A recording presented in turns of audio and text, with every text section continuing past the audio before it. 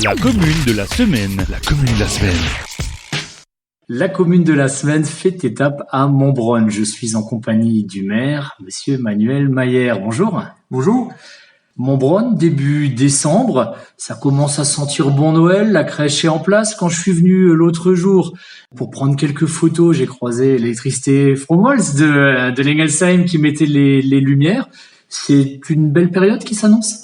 Oui, alors c'est une très très belle période qui s'annonce puisqu'on fait depuis un an un effort sur les illuminations de Noël parce qu'on pense que c'est vraiment un moment important pour nos habitants, rendre le village agréable. C'est un souci permanent. Donc effectivement, la crèche a été mise en place la semaine dernière. Les illuminations, ça fait 2 semaines qu'il y a une équipe du conseil municipal qui travaille en association avec les ouvriers communaux. Et puis le clou du spectacle devrait intervenir d'ici la semaine prochaine avec l'installation d'un gros sapin lumineux sur le rond-point devant l'ancien écomarché et le Crédit Mutuel.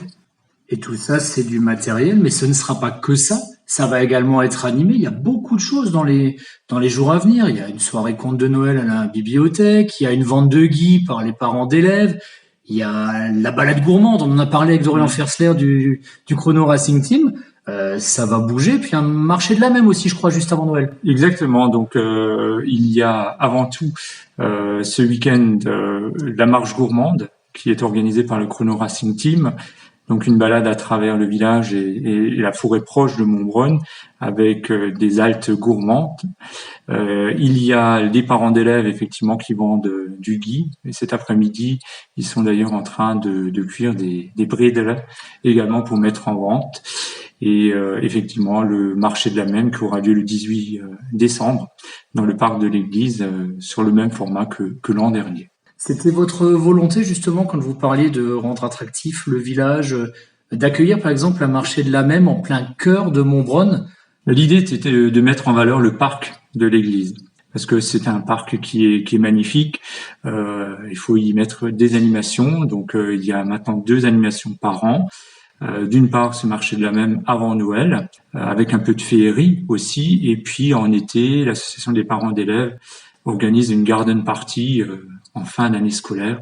Bon, ça n'a pas eu lieu cette année, mesure Covid oblige, mais il le prépare pour l'année 2022. Vous êtes un des nouveaux maires, un des nouveaux visages, entre guillemets, bien sûr, au Beacherland. Quel bilan faites-vous du début de votre mandat et quels sont les projets? Alors, on va pas faire de fausses promesses, mais quels sont les projets actés pour les mois, voire les années à venir? Écoutez, les projets, on en a parce que des idées, on en a plein. L'argent manquerait parfois, mais pour autant, on essaie de mettre en avant autant de projets que possible. Et puis, il est vrai que jusqu'à présent, nous avons été aidés fortement par l'État à travers différentes subventions et également le conseil départemental qui est derrière nous pour organiser des projets qui vont voir le jour, on l'espère, dès 2022. Donc quand je parle de cela, je pense surtout à la transformation de l'ancien écomarché dans lequel va être installé l'atelier municipal dont on a tant besoin depuis plusieurs années, une salle d'activité sportive ainsi que différentes cellules qui vont être installées dans ce bâtiment qui a 1000 mètres carrés. Et on y installera également une zone de stockage pour l'interassociation qui a su grandir au fur et à mesure du temps. En plus, c'est un espace assez fonctionnel avec un accès facile en entrée de ville et puis avec un grand parking également, ça compte. Il faut prendre en compte l'aspect pratique, non, quand on est maire? Oui, bien sûr. Enfin, il y a un aspect pratique, il y a le bon usage de l'argent public aussi, avant toute chose. Alors effectivement, on parlait du parking. Oui, ce parking devrait servir comme parking de covoiturage puisque on y installera également des bornes de recharge de voitures électriques. Et puis on souhaite donner une nouvelle image à l'entrée du village avec la restructuration de ce bâtiment.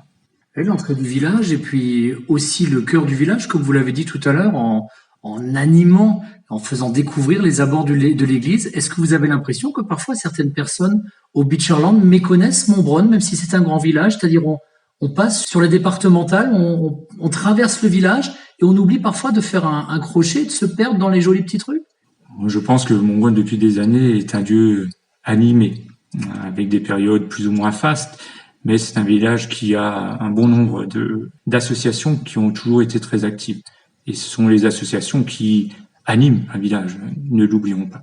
C'est marrant ce que vous dites, enfin marrant, entre guillemets. C'est souvent ce que les maires me disent, que finalement le tissu associatif, c'est l'âme d'un village. Et vous, comment vous la définiriez, cette âme du village à Montbronne? Comment vous la ressentez? Je pense que c'est un village où les gens sont fiers de leur village. On essaie de contribuer à cela en rendant le village accueillant. On veut qu'on s'y sente bien, parce que c'est important. Il faut que ce soit un village qui soit apaisé, apaisant, et dans lequel on puisse y trouver son compte. Quand vous parlez d'un village apaisant et que tout le monde s'y sente bien, c'est la mission que vous vous êtes donnée en tant que maire? C'est votre objectif premier? En tout cas, on doit y participer. Ça fait partie d'une de nos missions. Alors, d'un côté, on est bâtisseur quelque part parce qu'il y a toujours des installations publiques à mettre en place ou à rénover, mais il y a ce second volet où il faut effectivement rendre ce village, donner une âme au village, continuer à donner une âme au village. Un village qui est très vieux, qui a presque plus de 1000 ans, et puis vous allez rencontrer Monsieur Mazran qui vous en parlera mieux que moi. Oui, ça fait partie de nos missions. C'est vrai, effectivement, on évoquera notamment ces calvaires. On sait qu'ils sont nombreux au Beacherland, mais tout particulièrement à Montbronne. Et il y en a, je crois, plus de 50. Et Monsieur Mazran nous fera effectivement un topo, j'imagine, très complet. Et on voit le départ du sentier depuis les fenêtres de la mairie. C'est également en plein cœur du village. Et j'invite bien sûr les auditeurs à venir découvrir ou redécouvrir ces 4 beaux circuits dont on parlera dans un autre épisode. C'est également votre village d'enfance. Vous avez grandi à Montbronne. Quand on approche comme ça de la Saint-Nicolas, de Noël, si vous vous replongez dans vos souvenirs, vous pensez à quoi en premier? Écoutez, j'ai une image de cette période avant Noël, mais j'ai le souvenir de 2 grands sapins qui étaient en place devant l'église. Depuis, ça a bien changé. Et puis à ce moment-là, on se dit, on n'est plus si jeune que ça. On doit le reconnaître. Montbronne, c'est aussi un gros village. C'est la 3e commune du Beacherland après Beach et Rohrbach. Le travail ne manque pas. À titre personnel, c'est pas trop difficile des fois d'alterner entre travail, votre profession, le job entre guillemets ou la fonction de maire. Ça doit faire des semaines sacrément chargées, ça. Hein? Oui, mais ça fait du bien. Ça participe aussi à un équilibre, d'avoir toutes ces activités et puis on le fait avant tout avec plaisir. On le fait pour les autres. On le fait pas pour soi, pas pour une gloire personnelle. C'est pas du tout ça la volonté. Mais c'est de participer à cet élan collectif. Et avec le conseil municipal, on travaille tous ensemble. Et puis il n'y a pas que le maire dans le village, et loin de là, parce que le conseil municipal est à l'œuvre tous les jours. Et puis je les en remercie parce que tout seul on ne ferait pas grand-chose. Vous êtes juste un peu le capitaine du navire, on va dire. Vous donnez quand même le cap. Oui, on donne le cap, mais ce cap est également choisi, encore une fois, en équipe, parce que aujourd'hui, les engagements sont lourds, surtout quand on a des engagements financiers. On peut pas décider tout seul. Voilà. Quand on parle de conseil municipal, ce sont avant tout de très, très bons conseillers. Donc, il faut choisir aussi les bonnes personnes pour s'entourer, mais je ne doute pas que ça a été fait. Et dernière question, c'est parfois un peu difficile pour un maire de choisir. On veut se mettre personne à dos, mais comme je vous pose la question, faut pas se gêner. Vous avez grandi ici, vous êtes maire, vous connaissez très bien le village.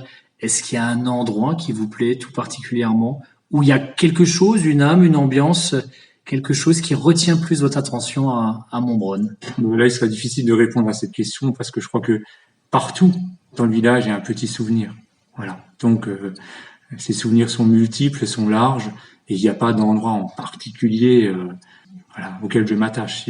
C'est sur une globalité avec des petits détails qui en font la richesse. Donc partout à Montbronne, vous vous sentez chez vous? Je me sens parmi les autres à Montbronne. Manuel Mayer, maire de Montbronne, merci beaucoup. Je vous remercie.